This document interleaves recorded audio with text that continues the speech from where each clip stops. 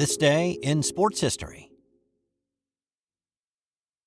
This episode is brought to you by the Sterling Soap Company. Christmas will be here before you know it, and you know what would make a great stocking stuffer for everybody in your family? Sterling Soap. From bar soap to shave soap, beard balm to lip balm, aftershaves and lotions, Sterling Soap has something for everyone on your list. Check out their seasonal soaps that will complement the scents of your home this holiday season. And they're more than just soap. They also have a full line of coffee straight from the Sterling Roastery. Find their full line of products at sterlingsoapcompany.com.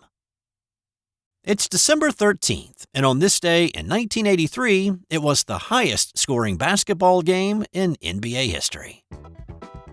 If you like lots and lots of scoring, near zero defense that you might see in, say, an all-star game, then this is your kind of game. Now, this was the pre-bad boy Detroit Pistons playing at the Denver Nuggets. Both of these teams loved to get up and down the floor. There wasn't much use for the 24-second shot clock in this one. The Nuggets would end the year as the highest-scoring team in the league, while the Pistons would be third. When head coaches Chuck Daly and Doug Moe shook hands prior to this one tipping off, Daly said, "First to 140 wins." While Daly anticipated some great action, there was not a lot of anticipation from anybody else around this early season Tuesday night affair. The Detroit Free Press had not sent a writer to cover it, and the local Denver paper gave their usual guy the night off. Less than 10,000 people actually showed up to watch this one.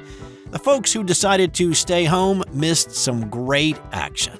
Here's George Blaha and Dave Bing with the Pistons Basketball Network with the high-paced opening moments of this one. On the way, Denver wins the tap. Dunn matched up against Long, goes baseline with his pass to Issel, and he rips the net, and the Nuggets lead 2-0. Boy, they score fast. Fast, and a lot of them. You've got to be ready to play defense when you play against these guys. You can't relax at all. Pistons come down and set up a cross-quarter from Isaiah to John Long, and John ties it at 2. Rob Williams trying to push it up. Issel has it on top, a pump fake and a drive, and 2 more on Lambier. Pistons trying for the tie. They go mid-post to Lambier. He guns over Issel and gets it, and we are tied at 4. What a start! Now that gives you just a little taste of how things started in this one, and these two stayed on that pace throughout this game. It was 38-34 after one quarter, tied at 74 at the half. The Pistons led 113-108 after 3 quarters. With 6 seconds to play in the game, Denver was up 2 when Bill Lambier got fouled. His first free throw barely grazed the rim. After a Pistons timeout, this happened. And Lambier will go to the line. Boy, it is noisy in Colorado. He bangs it off the iron. Isaiah rebounds up and in with 4 seconds to play. Wow! Isaiah Thomas with the putback of the intentional miss by Lambier tied the game at 145. Denver's Dan Issel missed the shot at the buzzer, and the game was headed to overtime. And then some. Each team scored 14 in the first OT. Kelly Tripucka actually scored all 12 of the Pistons' points in the second overtime, matching the Nuggets' output as well, and the game went to a third OT. Tripucka said later that they actually started to get worried there would not be a place to eat after the game. They were just hoping the game ended quickly and that there was an all-night diner somewhere in Denver. By the time the third overtime started, it was already the highest-scoring game in NBA history. Now down 2 with under a minute to play in the third overtime, the Pistons went on a 6-0 run, capped by this play by Thomas.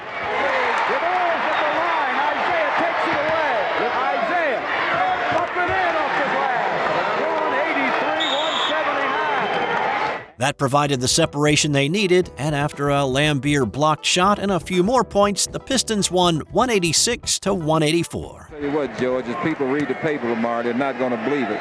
And yeah, Dave Bing, no doubt the score of this one left some people wondering exactly what did happen. So here are some of the incredible numbers from this one. There were 5 NBA records set in this one. The combined 370 points is the most in an NBA game. Detroit's 186 is the most ever scored by one team.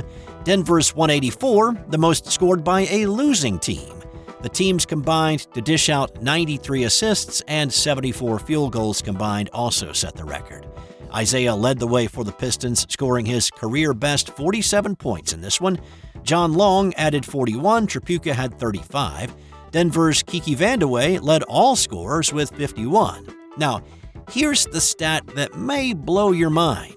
Each team made only one three-pointer, and Denver's came on the last shot of the game. Several years later, the man who scored the most points in this one, Kiki Vandeweghe, talked about the toll this game took on both teams. Both teams were wiped out for about 3 days. I think both teams lost about 3 or 4 in a row straight. Let's keep the big numbers theme going. On this day in 2009, Denver Bronco wide receiver Brandon Marshall set the NFL record for receptions in a game when he caught 21 passes. The Broncos were on the road at Indianapolis. Kyle Orton was Denver's starting QB in 2009, and you would think that if Marshall caught 21 balls that Orton was winging it all over the place, but he really wasn't. He just had a favorite receiver. Orton completed 29 passes on the day for 277 yards and 2 touchdowns. Both of those TDs were to Marshall. Orton outdueled Peyton Manning that day, but his effort, along with Marshall's 21 catches for 200 yards and his pair of touchdowns, was not enough to beat Manning and the Colts.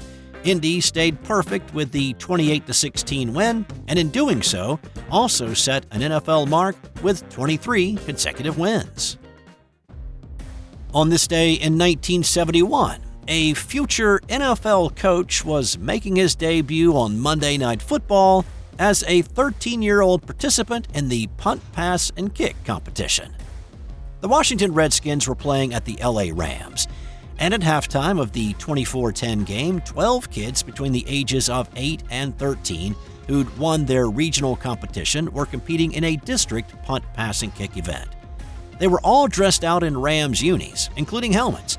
One kid stood out, though, not exactly for his skill, but more because of his size. Here's that kid, Andy Reid, all grown up and talking to NFL Films' Steve Sable about that night. I was a big kid. I was one of those kids that you looked at and you went, whoa! Don Meredith was going off. I mean, he was going, look at the size of this guy. Oh, my gosh. So I remember I was so big. They gave me the pump, pass, and kick shoulder pads, and they didn't fit. So they went into the Ram locker room, and they brought out Lester Josephson's jersey. The running back. The jersey and his shoulder pads. They taped up the name on the back of the jersey. They threw it on me, and I had his shoulder pads. I wore his shoulder pads all the way through high school. Reid's night was pretty cool. He played catch with Redskins starting quarterback Sonny Jurgensen, and then he got introduced on the live broadcast by Frank Gifford. He didn't win, though, and if you've seen the video, it's actually the 8-year-old standing behind Reid that ended up winning the age group that night. Are you a hockey fan? Then you'll love Eric Zweig's new book, Hockey Hall of Fame True Stories 2. It's a treasure trove of untold tales, bizarre incidents, and captivating trivia that will leave even the most devoted puckhead astounded. The intense rivalries, epic showdowns, and historic clashes that shaped the NHL's early years, it's all in there. Zweig uncovers the true stories that helped shape the sport, ensuring that you will never look at hockey the same way again. Check out Hockey Hall of Fame True Stories 2 on Amazon or wherever fine books are sold. On this day in 1977, tragedy struck as an airplane carrying the Evansville men's basketball team crashed, killing all 29 people on board. After being delayed for a few hours due to weather, the plane took off from Evansville Dress Regional Airport that evening at 7:20, bound for Memphis and a game with Middle Tennessee. 90 seconds later, the plane crashed in a ravine east of the airport. The Aces had just moved up to Division I after being a powerhouse at the D2 level, where they had won 5 national titles between 1959 and 1971.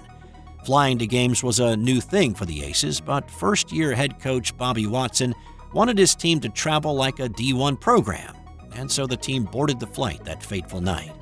The NTSB investigation determined the cause of the crash was due to the pilot failing to remove locks on the right aileron and the rudder before takeoff, which caused the plane to have a nose-high attitude right after takeoff. The baggage compartment was also determined to be overloaded and not configured properly. The NTSB concluded that if just one of those issues had been present, the pilot could have compensated and kept the plane airborne, but together doomed the plane to crash. The tragedy was compounded further when the only player not on the flight because he was injured at the time died 2 weeks later in a car crash. Since 1935, the Heisman Trophy has been given to the best college football player, and still to this day, only once has it been given to a defensive player. That happened on this day in 1997 when Michigan's Charles Woodson was handed the Heisman Trophy. Woodson actually played a little offense that year. He ran for 15 yards and a touchdown and also caught passes for 231 yards and 2 TDs and compiled 283 return yards and a touchdown. But he was primarily a defensive player with 47 tackles and 7 interceptions for the national champion Wolverines in '97. Woodson later became a member of an even more exclusive club when he won a Super Bowl with Green Bay. So only Woodson, Tony Dorsett, and Marcus Allen have won a Heisman Trophy, an NCAA national championship, and a Super Bowl. And on this day in 1956, Jackie Robinson was traded from the Brooklyn Dodgers to the San Francisco Giants. But instead of heading to the sunny West Coast, Robinson decided to retire instead. Time now for today's Say what? Would you talking about, Willis? What did you say? What? What did you say? Nothing to do with sports fun fact.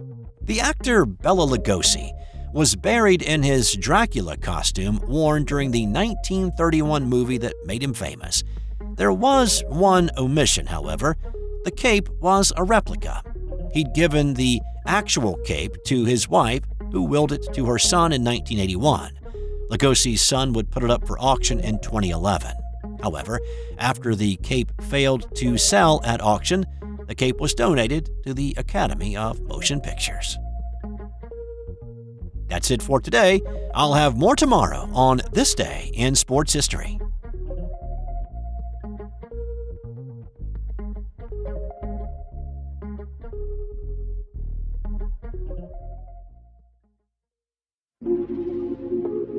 This has been an original Thrive Suite production.